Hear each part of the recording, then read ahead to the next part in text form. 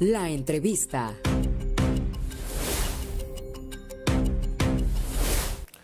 Y para hablar de este tema se encuentra con nosotros Luis Ángel Hurtado, director general de Consultoría en Comunicación Política y Aplicada, profesor investigador de la Facultad de Ciencias Políticas y Sociales de la UNAM.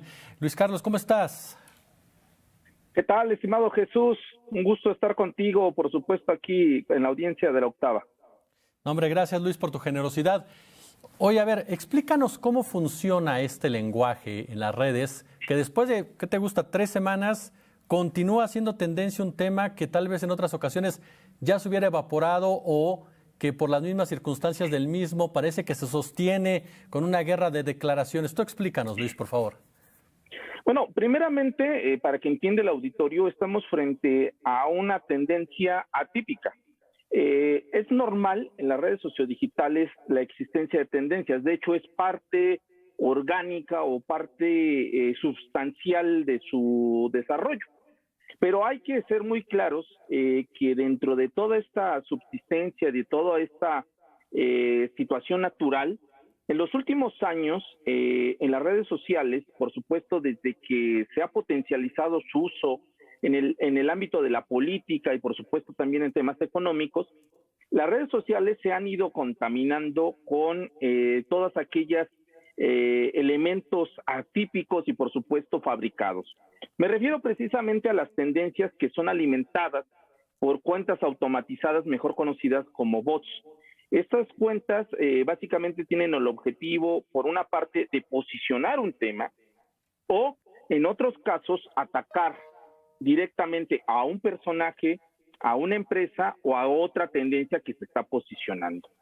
El caso que justamente estamos comentando, estimado Jesús, corresponde justamente a este tipo de tendencia, la cual se ha habido permeada por una parte con una tendencia que en su momento, hay que decirlo así, empezó de manera orgánica, con el caso precisamente de este reportaje que en llegado momento trajo o difundió Mexicanos contra la Corrupción y la Impunidad, y después difundió en su espacio Carlos Loret de Mola en Latinos, y que se empezó a posicionar como un tema primeramente con el hashtag La Casa Gris y el caso del nombre completo del hijo mayor del presidente de México, Andrés Manuel López Obrador, José Ramón López Beltrán.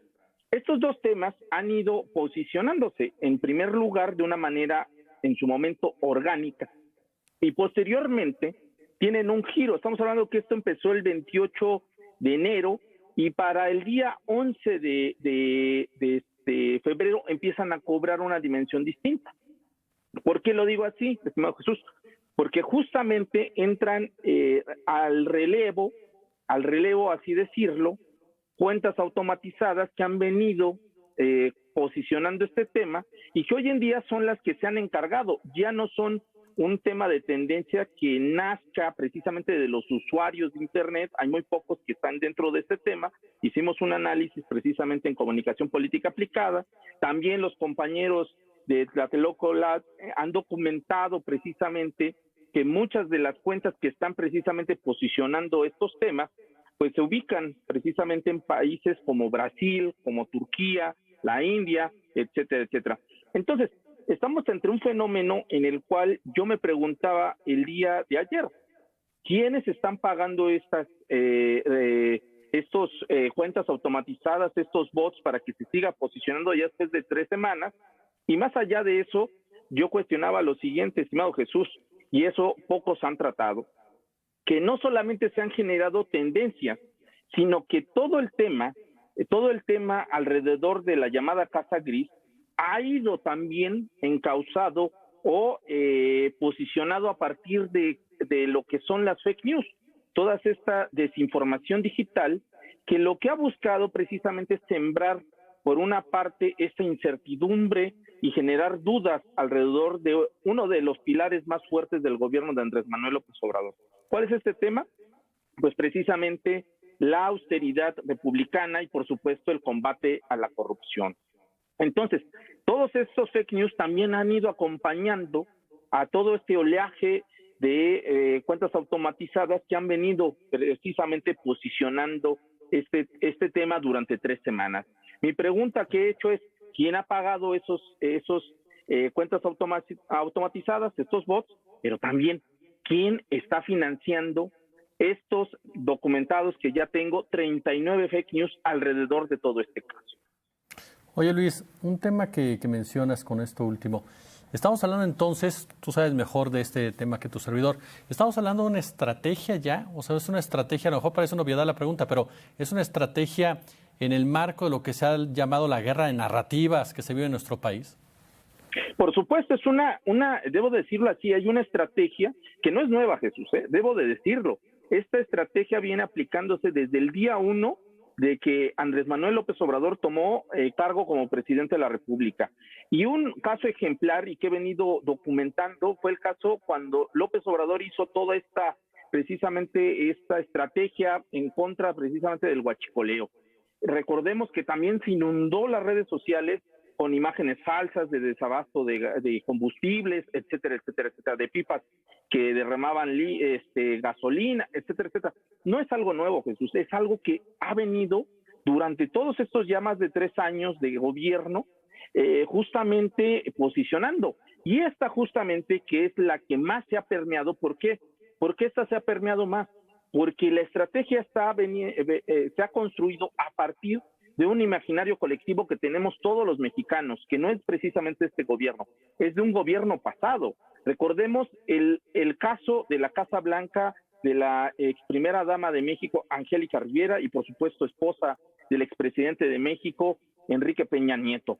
Es un caso que marcó todo un sexenio y por supuesto quedó en el imaginario colectivo de todos los mexicanos. Y ahora, de una forma estratégica, se busca hacer una similitud del caso de esta casa gris como si fuera igual que la de Angélica Rivera. Entonces, hay toda una estrategia, pero la diferencia es notoria, porque en ese caso fue un medio de comunicación donde se hace toda una investigación muy bien documentada, etcétera, etcétera, que da a conocer desde una estación de radio, etcétera, etcétera, todo ese entramaje que había detrás. En este caso es completamente distinto porque se difunde a partir de las redes sociales y se posiciona desde las redes sociales, y más allá de eso, no solamente se posiciona, sino que se utilizan voces disidentes para seguirla posicionando, una estrategia de cuentas automatizadas o bots, y aparte de eso, se le suma todo este ingrediente de desinformación a partir de fake news.